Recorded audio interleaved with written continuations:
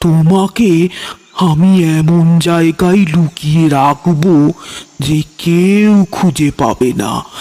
না, কেউ খুঁজে পাবে না, না গ্রামের লোকেরাও পাবে না। বালকটির ভারী কৌতূহল হলো, জানতে চাইল, কোথায়? দেখিয়ে দাও না। যজ্ঞনাথ বললেন, এখন দেখাতে গেলে সবাই জেনে যাবে, রাতে দেখাবো।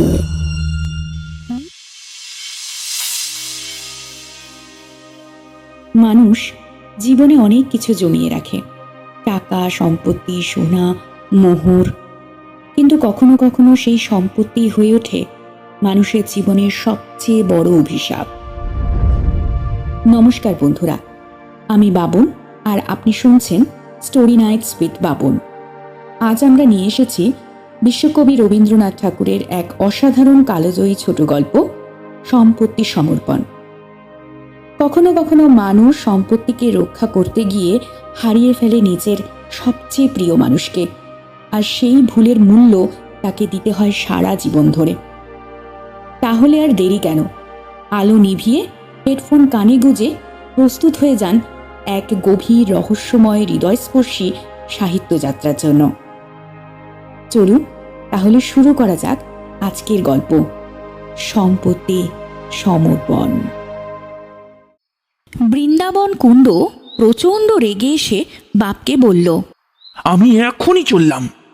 বাপ যজ্ঞনাথ কুণ্ড বললেন, বেটা অকৃতজ্ঞ, ছেলেবেলা থেকে তোকে খাওয়াতে পড়াতে যে খরচ হয়েছে তা পরিশোধ করবার নাম নেই, আবার তেজ দেখো না। যজ্ঞনাথের ঘরে যেরকম থাকা খাওয়ার প্রথা, তাতে খুব যে বেশি খরচ হয়েছে তা কিন্তু নয়। প্রাচীনকালের ঋষিরা খাবার এবং পোশাক সম্বন্ধে অসম্ভব অল্প খরচে জীবন নির্বাহ করতেন। যজ্ঞনাথের ব্যবহারে প্রকাশ পেল বেশভূষা, আহার বিহারে তারও ঠিক সেরকম আদর্শই ছিল। সম্পূর্ণ সিদ্ধিলাভ করতে পারেননি, সে কতকটা আধুনিক সমাজের দোষে এবং কিছুটা শরীর রক্ষা সম্বন্ধে প্রকৃতির কিছু অন্যায় নিয়মের অনুরোধে। ছেলে যতদিন অবিবাহিত ছিল সহ্য করেছে, কিন্তু বিয়ের পর থেকে খাওয়া পড়া সম্বন্ধে বাপের অত্যন্ত বিশুদ্ধ আদর্শের সাথে ছেলের আদর্শের অমিল হতে লাগল। দেখা গেল ছেলের আদর্শ ক্রমশই আধ্যাত্মিকের চেয়ে বেশি আধি ভৌতিকের দিকে যাচ্ছে। শীত, গ্রীষ্ম, ক্ষুধা, তৃষ্ণা কাতর পার্থিব সমাজের অনুকরণে কাপড়ের বহর এবং আহারের পরিমাণ দিনকে দিন বেড়ে উঠেছে। এ সম্বন্ধে পিতা পুত্রের প্রায়ই বচসা হতে লাগল।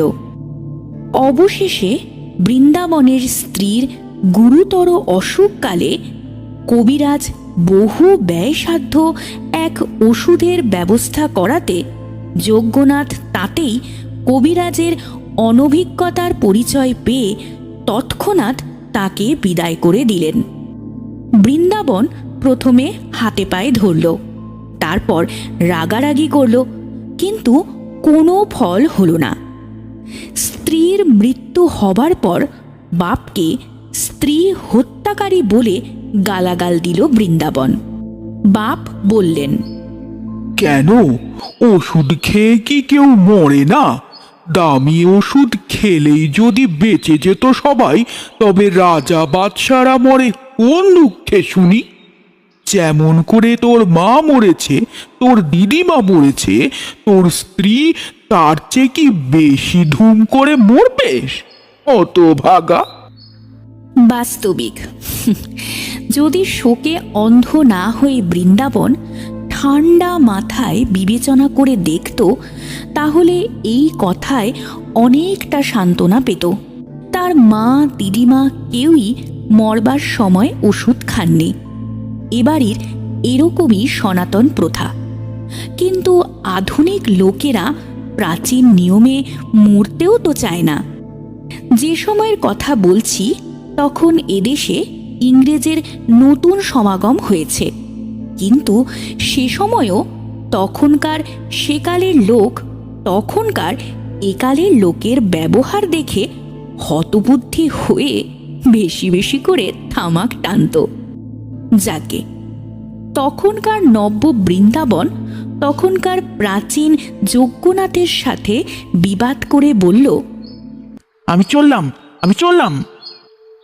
বাপ তাকে তৎক্ষণাৎ যেতে অনুমতি করে সবার সামনে বললেন, বৃন্দাবনকে যদি তিনি কখনো 1 পয়সা দেন তবে সেটা হবে গো রক্তপাতের সমান। বৃন্দাবনও সবার সামনে যজ্ঞনাথের সম্পত্তি গ্রহণ মায়ের রক্তপাতের সমান বলে স্বীকার করল। এরপর পিতা পুত্রের ছাড়াছাড়ি হয়ে গেল। বহুকাল শান্তির পর এরকম একটা ছোটোখাটো বিপ্লবে গ্রামের লোক বেশ একটু খুশি খুশি হয়ে উঠল। বিশেষত যজ্ঞনাথের ছেলে উত্তরাধিকার থেকে বঞ্চিত হওয়ার পর সকলেই নিজের নিজের শক্তি অনুসারে যজ্ঞনাথের দুঃসহ পুত্র বিচ্ছেদের দুঃখ দূর করবার চেষ্টা করতে লাগল। সকলেই বলল, সামান্য একটা বউয়ের জন্য বাপের সাথে ঝগড়া করা কেবল একালেই সম্ভব বাবা। বিশেষত তারা বেশ একটা ভালো যুক্তি দেখিয়ে বলল, একটা বউ গেলে শিগগির আরেকটা বউ সংগ্রহ করা যায়, কিন্তু বাপ গেলে দ্বিতীয় বাপ মাথা ঘুরলেও পাওয়া যায় না। যুক্তি খুব পাকা, সন্দেহ নেই, কিন্তু আমার বিশ্বাস বৃন্দাবনের মতো ছেলে এই যুক্তি শুনলে অনুতপ্ত না হয়ে বরং খানিকটা আশ্বস্ত হতো। বৃন্দাবনের বিদায়কালে যে তার বাবা প্রচণ্ড কষ্ট পেয়েছিলেন, দুঃখ পেয়েছিলেন তা মনে হয় না। বৃন্দাবন যাওয়াতে একে তো খরচ কমল, তার উপর যজ্ঞনাথের একটা মস্ত বড় ভয় দূর হলো। বৃন্দাবন কখন তাকে বিষ খাইয়ে মারে এই আশঙ্কা তার ছিল সারাক্ষণ। যে অল্প একটু খাবার খেতেন তার সঙ্গে বিষের কল্পনা সারাক্ষণ করে যেতেন। বউয়ের মৃত্যুর পর এই আশঙ্কা কিছুটা কমেছিল এবং পুত্রের বিদায়ের পর অনেকটা নিশ্চিন্ত বোধ করতে লাগলেন। কেবল একটা ব্যথা মনে বাজত হামেশাই। যজ্ঞনাথের 4 বছরের নাতি গোকুলচন্দ্রকে বৃন্দাবন সঙ্গে নিয়ে গিয়েছিল। গোকুলের খাওয়া পড়ার খরচ খুবই কম, সুতরাং তার প্রতি যজ্ঞনাথের স্নেহ অনেকটা বেশি ছিল। তাই বৃন্দাবন যখন তাকে নিয়ে চলে গেল তখন অকৃত্রিম শোকের মধ্যেও যজ্ঞনাথের মনে মুহূর্তের জন্য একটা জমা খরচের হিসেব দেখা দিয়েছিল। দুজনেই চলে গেলে মাসে কতটা খরচ কমে এবং বছরে কতটা দাঁড়ায় এবং যে টাকাটা সাশ্রয় হয় তা কত টাকা সুদ। কিন্তু তবু শূন্য বাড়িতে গোকুলচন্দ্রের উপদ্রব না থাকাতে ওই বাড়িতে বাস করাটাই কঠিন হয়ে দাঁড়ালো। আজকাল যজ্ঞনাথের ভারী মুশকিল হয়েছে। পুজোর সময় কেউ ব্যাঘাত করে না, খাওয়ার সময় কেউ কেড়ে খায় না, হিসেব লেখবার সময় দোয়াত নিয়ে পালিয়ে যায় এমন উপযুক্ত লোক না আর কেউ নেই। নিরুপদ্রবে স্নান খাওয়া সেরে তার মন ব্যাকুল হয়ে উঠতে লাগলো। মনে হলো যেন মৃত্যুর পরেই লোকে ঠিক এই রকম উৎপাতহীন শূন্যতা লাভ করে। বিশেষ করে বিছানার কাঁথায় এবং বসবার মাদুরে নাতির হাতের শিল্পসৃষ্টি দেখে তার মন আরও অশান্ত হয়ে উঠত। সেই বেহিসেবি বালকটি 2 বছরের মধ্যে পরিবারের ধুতি সম্পূর্ণ ব্যবহারের অযোগ্য করে তুলেছিল বলে তাকে সে প্রচণ্ড বকেছিল। এখন তার শোবার ঘরে সেই ছেঁড়া ফাটা পুরনো ধুতিখানা দেখে তার দু চোখ জলে ভরে আসে। সেটা পলতে তৈরি কিংবা অন্যান্য ঘরের কাজে না লাগিয়ে খুব যত্নের সাথে সিন্ধুকে তুলে রাখলেন এবং মনে মনে প্রতিজ্ঞা করলেন, যদি গোকুল ফিরে আসে, এমনকি বছরে একখানা করেও ধুতি নষ্ট করে, তাহলেও তাকে বকবেন না। কিন্তু গোকুল ফিরল না এবং যজ্ঞনাথের বয়স যেন আগের তুলনায় অনেক বেশি বেশি করে বেড়ে উঠল। শূন্য বাড়ি প্রত্যেক দিন আরও বেশি করে ফাঁকা লাগতে লাগলো। যজ্ঞনাথ আর ঘরে স্থির থাকতে পারেন না। এমনকি দুপুরবেলা যখন সকল সম্ভ্রান্ত লোকজনই খাবার শেষ করে ঘুমোচ্ছেন, তখনও যজ্ঞনাথ হুকো হাতে নিয়ে পাড়ায় পাড়ায় ঘুরে বেড়াতেন। তার এই নীরব মধ্যাহ্ন ভ্রমণের সময় পাড়ার ছেলেরা খেলা ফেলে নিরাপদ স্থানে পালিয়ে গিয়ে তার এই কিপটেমি সম্বন্ধে স্থানীয় কবিরচিত নানান ধরনের রচনা কবিতা জোরে জোরে আবৃত্তি করত। পাছে আহারের ব্যাঘাত ঘটে বলে তারা বাপের দেওয়া নাম উচ্চারণ করতে কেউ সাহস করত না। এই জন্য সকলেই ইচ্ছে মতো তার নতুন নামকরণ করত। বুড়োরা তাকে যজ্ঞনাশ বলতেন, কিন্তু ছেলেরা কেন যে তাকে চামচিকে বলে ডাকত তার স্পষ্ট কোনো কারণ পাওয়া যায়নি।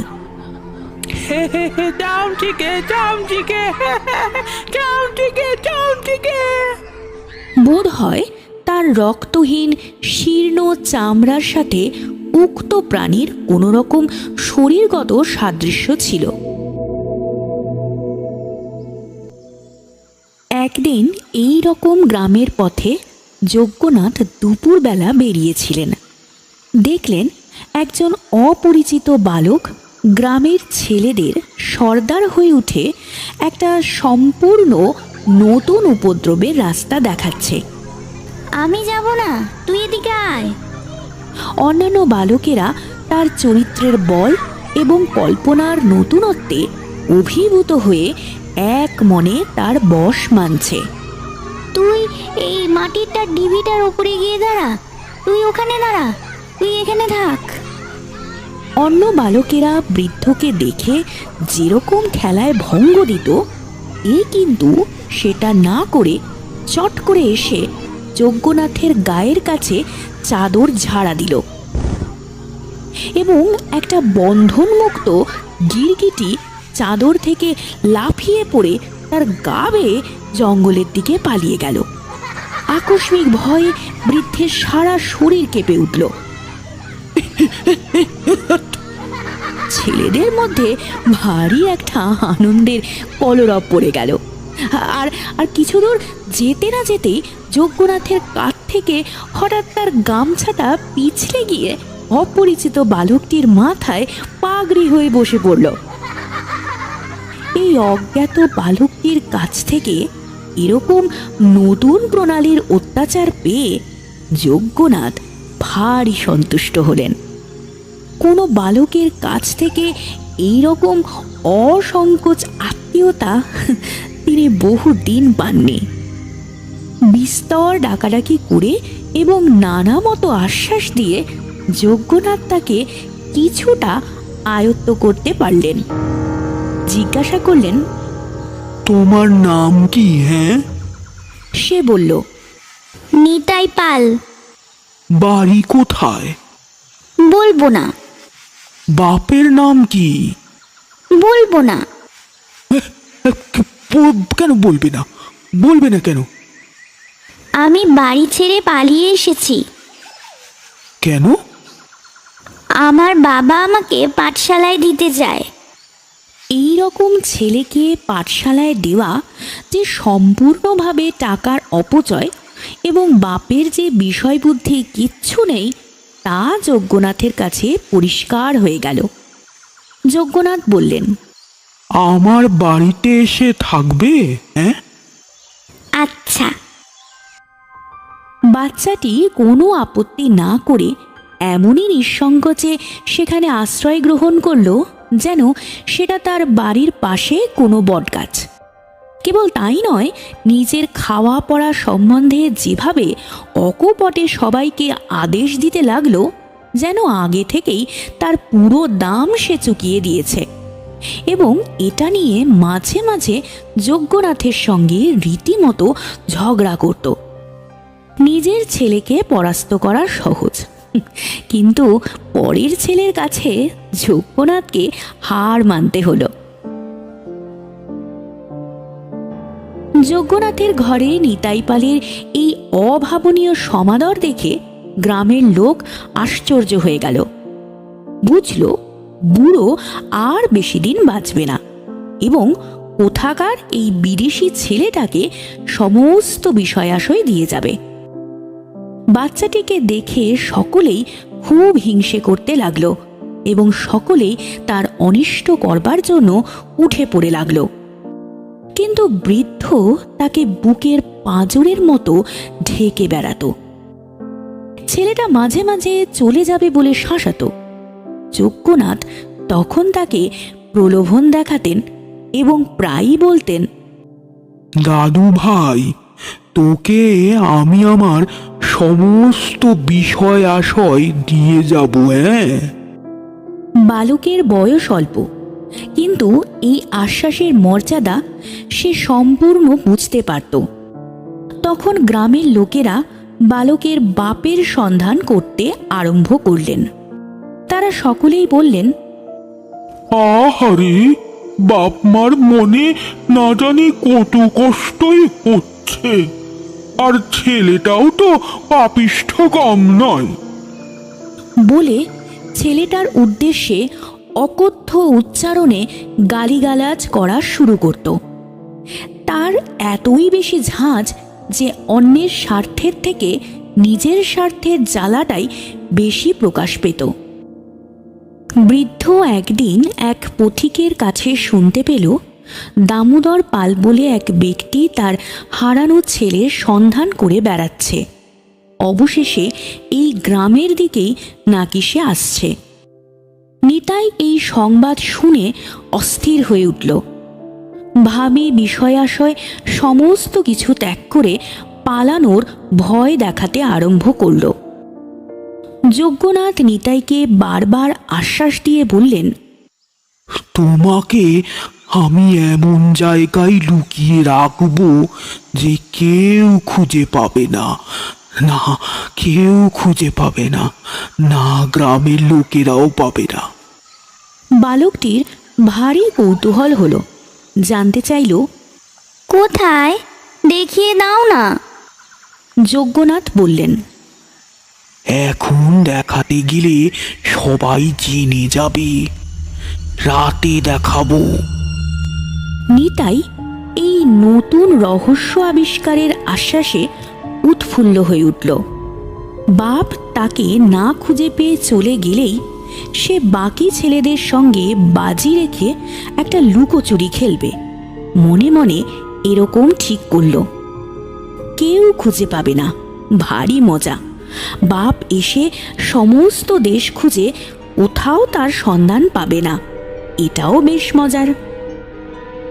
দুপুরবেলা যজ্ঞনাথ বালকটিকে বাড়িতে আটকে রেখে বাইরে কোথাও একটা গেলেন। ফিরে আসার পর নিতাই তাকে প্রশ্ন করে করে অস্থির করে তুলল। সন্ধে হতে না হতেই নিতাই বলল, দাদু, দাদু, চলো না। যজ্ঞনাথ বললেন, এখনো রাত হয়নি। নিতাই আবার বলল, রাত হয়েছে, চলো চলো দাদু। যজ্ঞনাথ বললেন, এখনো পাড়ার লোক ঘুমায়নি। নিতাই তারপর কিছুক্ষণ অপেক্ষা করে বলল, ঘুমিয়েছে তো, এখন চলো না। রাত বাড়তে লাগল। নিতাই বহু কষ্টে জেগে থাকার চেষ্টা করেও বসে বসে ঢুলতে আরম্ভ করল।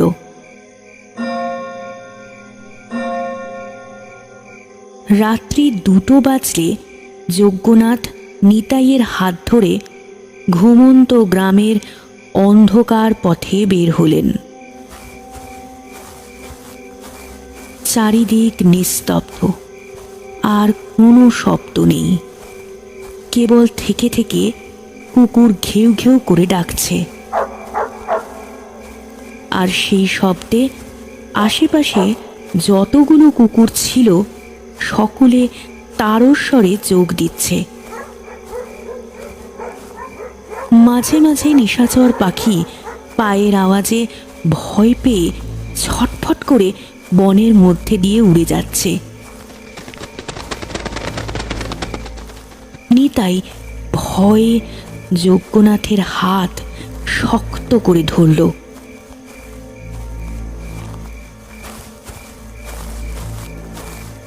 অনেক মাঠ ভেঙে অবশেষে এক জঙ্গলের মধ্যে এক দেবতাহীন ভাঙা মন্দিরে গিয়ে দুজনে উপস্থিত হলো। নিতাই যেরকম মনে করেছিল সেরকম কিছুই নয়। এর মধ্যে তেমন কোনো রহস্যই নেই। বাপের বাড়ি থেকে পালানোর পর এমন পোড়ো মন্দিরে তাকে মাঝে মাঝে রাত কাটাতে হয়েছে। স্থানটা যদিও লুকোচুরি খেলার পক্ষে মন্দ নয়, কিন্তু তবু এখান থেকে খুঁজে বের করতে পারাটা মোটেও অসম্ভব নয়। যজ্ঞনাথ মন্দিরের ভেতরে ঢুকে মেঝে থেকে একটা পাথর সরালেন। বালক দেখল নিচে একটা ঘরের মতন, এবং সেই ঘরে প্রদীপ জ্বলছে দেখে অত্যন্ত বিস্ময় এবং কৌতূহল হলো। সেই সঙ্গে ভয়ও করতে লাগলো। একটা মই বেয়ে যজ্ঞনাথ নিচে নেমে গেলেন। তার পেছন পেছন নিতাইও ভয়ে ভয়ে নিচে নামল।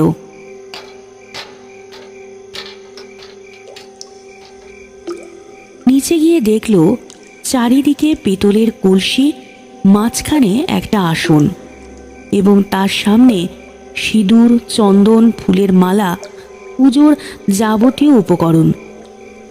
বালক কৌতূহলী হয়ে ঘড়াই উঁকি মেরে দেখল কেবল টাকা আর মোহর। যজ্ঞনাথ বললেন, নিতাই, আমি বলেছিলাম আমার সমস্ত টাকা তোমাকে দেব। আমার বেশি কিছু নেই, সবই এই কটি মাত্র ঘোড়া আমার সম্বল। আজ আমি এর সমস্তটাই তোমার হাতে তুলে দেব। বালক লাফিয়ে উঠে বলল, সব টাকা আমাকে দিয়ে দেবে? এর থেকে একটা টাকাও তুমি নেবে না? যদি নেই তবে আমার হাতে যেন কুষ্ঠ হয়।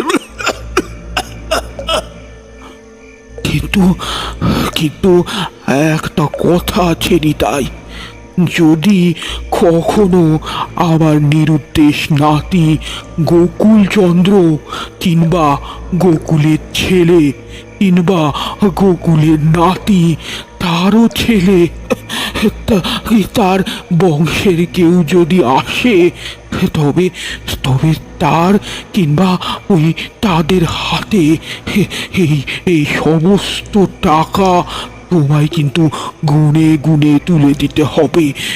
এই এই আমি বলে রাখলুম। বালক মনে করল যজ্ঞনাথ পাগল হয়ে গেছে। তখনই স্বীকার করে নিল। আচ্ছা। যজ্ঞনাথ বললেন, তবে তবে এই আসনে বসো। কেন? তোমার পুজো হবে। কেন? এটাই নিয়ম। আচ্ছা, বসছি। বালক আসনে বসল। যজ্ঞনাথ তার কপালে চন্দন দিলেন, সিঁদুরের টিপ দিয়ে দিলেন, গলায় পরিয়ে দিলেন মালা। তারপর সামনে বসে বিড়বিড় করে মন্ত্র পড়তে লাগলেন। দেবতা হয়ে বসে মন্ত্র শুনতে শুনতে নিতাইয়ের কিন্তু এবার ভয় করতে লাগলো। সে ডাকলো, দাদু, দাদু। যজ্ঞনাথ কোনো উত্তর না দিয়ে মন্ত্র পড়েই চললেন।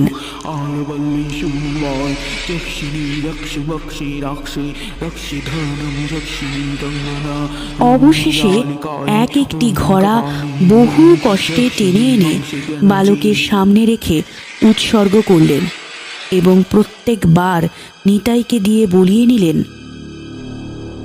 যুধিষ্ঠির কুণ্ডের পুত্র গদাধর কুণ্ড, তস্য পুত্র প্রাণকৃষ্ণ কুণ্ড, তস্য পুত্র পরমানন্দ কুণ্ড, তস্য পুত্র যজ্ঞনাথ কুণ্ড, তস্য পুত্র বৃন্দাবন কুণ্ড, তস্য পুত্র গোকুলচন্দ্র কুণ্ডকে কিংবা তাহার পুত্র অথবা পৌত্র অথবা পুত্রকে কিংবা তাহার বংশের যোগ্য উত্তরাধিকারীকে এই সমস্ত টাকা গুনিয়া গুনিয়া দিব। বলো বলো বলো।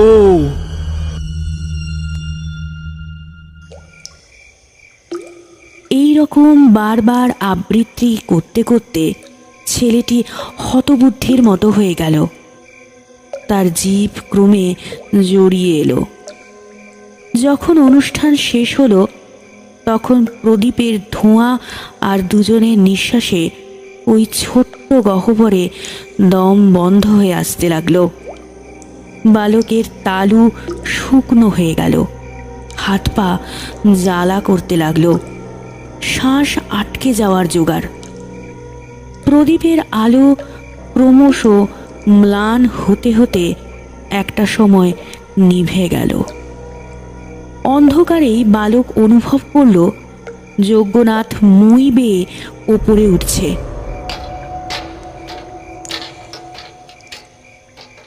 সে ব্যাকুল হয়ে বলল, দাদু, দাদু, কোথায় যাচ্ছ? যজ্ঞনাথ বললেন, আমি চললাম, তুই এখানে থাক, তোকে আর কেউ খুঁজে পাবে না। কিন্তু মনে রাখিস, যজ্ঞনাথের পৌত্র, বৃন্দাবনের পুত্র, গোকুলচন্দ্র, গোকুলচন্দ্র, গোকুলচন্দ্র। বলে ওপরে উঠেই যজ্ঞনাথ মই তুলে নিলেন। বালক রুদ্ধশ্বাস কণ্ঠে বহু কষ্টে বলে উঠল, দাদু, দাদু, আমি বাবার কাছে যাব। যজ্ঞনাথ গহ্বরের খোলা মুখে পাথর চাপা দিলেন। তারপর কান পেতে শুনলেন নিতাই আর একবার রুদ্ধ কণ্ঠে ডেকে উঠছে, বাবা, বাবা, আমাকে বন্ধ করে দিয়েছে, আমাকে নিয়ে চলো। বাবা, বাবা, আমি এখানে থাকবো না, আমি থাকবো না এখানে, আমাকে নিয়ে চলো, আমাকে নিয়ে চলো। বাবা, বাবা, বাবা। তারপর কিছু একটা পড়ার শব্দ হলো। তারপর আর কোনো শব্দই হলো না।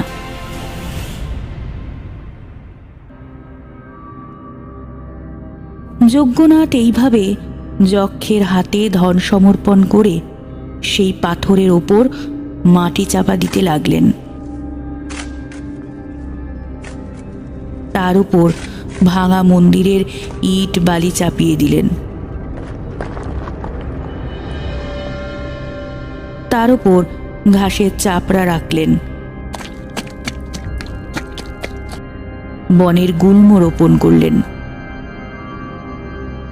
রাত প্রায় শেষ হয়ে এলো, কিন্তু কিছুতেই সেই স্থান থেকে তিনি সরতে পারলেন না। থেকে থেকে কেবলই মাটিতে কান পেতে শুনতে লাগলেন। মনে হতে লাগলো যেন অনেক দূর থেকে পৃথিবীর অতল গহ্বর থেকে একটা কান্নার আওয়াজ উঠে উঠে আসছে।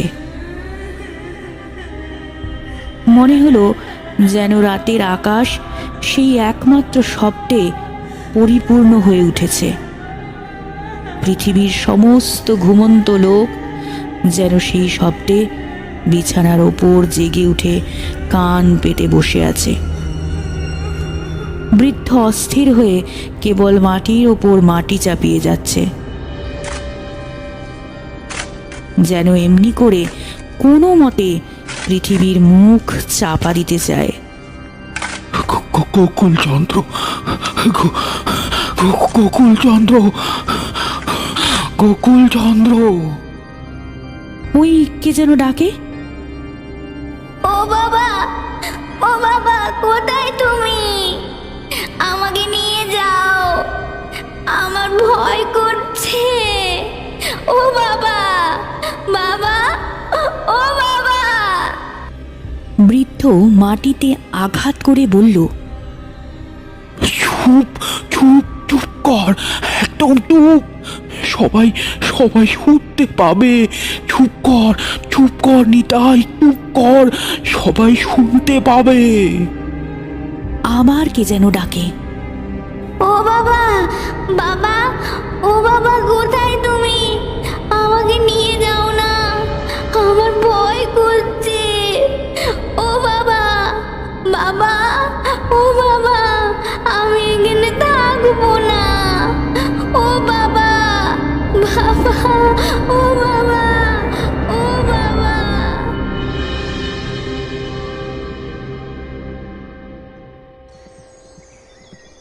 যজ্ঞনাথ দেখল রোদ উঠে গেছে। ভয়ে মন্দির ছেড়ে মাঠে বেরিয়ে পড়ল। সেখানেও কেউ ডাকল, বাবা। যজ্ঞনাথ সচকিতে পিছন ফিরে দেখল বৃন্দাবন। বৃন্দাবন বলল, বাবা, খোঁজ পেলাম আমার ছেলে তোমার ঘরে লুকিয়ে আছে। থাকে তাও ওই সে। বৃদ্ধ চোখ মুখ বিকৃত করে বৃন্দাবনের ওপর ঝুঁকে পড়ে বলল, কার ছেলে? তোর তোর ছেলে? বৃন্দাবন বলল, হ্যাঁ, গোকুল। এখন তার নাম নিতাই পাল, আর আমার নাম দামোদর। কাছাকাছি সব জায়গায় তো তোমার খুব খ্যাতি আছে, সেজন্য আমরা লজ্জায় নাম পরিবর্তন করেছি। না হলে কেউ আমাদের নাম মুখে উচ্চারণ করতো না। বৃদ্ধ যজ্ঞনাথ এটা শোনবার পর হাতের 10টি আঙুল দিয়ে আকাশ হাতড়াতে হাতড়াতে যেন বাতাসকেই আঁকড়ে ধরবার চেষ্টা করতে লাগলেন। তারপর একটা সময় মাটিতে পড়ে গেলেন।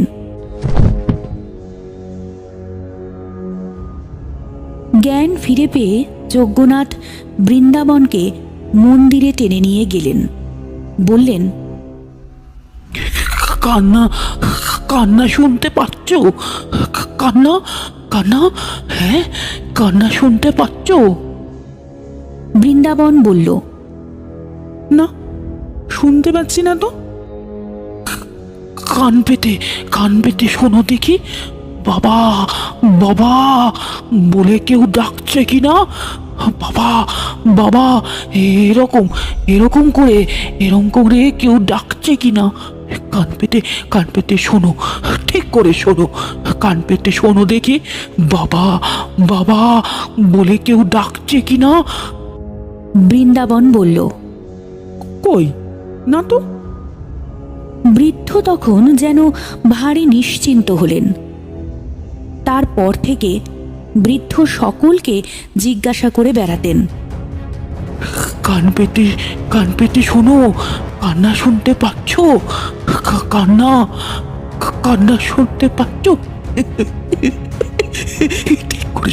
ঠিক করে শোনো, কান্না শুনতে পাচ্ছ? কান্না শুনতে পাচ্ছ?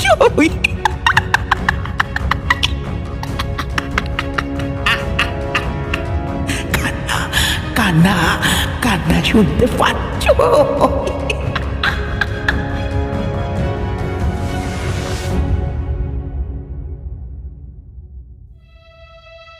বৃদ্ধের পাগলামির কথা শুনে সকলেই হাসে।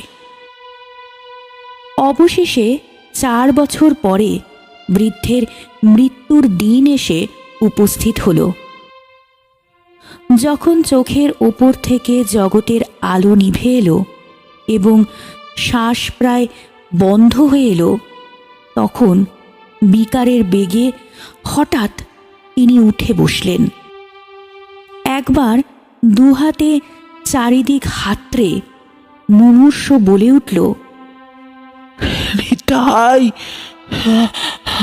আমার আমার মইটা আমার মইটা উঠিয়ে নিলে, আমার মইটা উঠিয়ে নিলে। সেই আলো বাতাসহীন মহা গহ্বর থেকে ওঠবার মই খুঁজে না পেয়ে আবার সে ধপ করে বিছানায় পড়ে গেল। সংসারের লুকোচুরি খেলায় যেখানে কাউকেও খুঁজে পাওয়া যায় না, সেইখানে মিলিয়ে গেল যজ্ঞনাথ কুণ্ডু।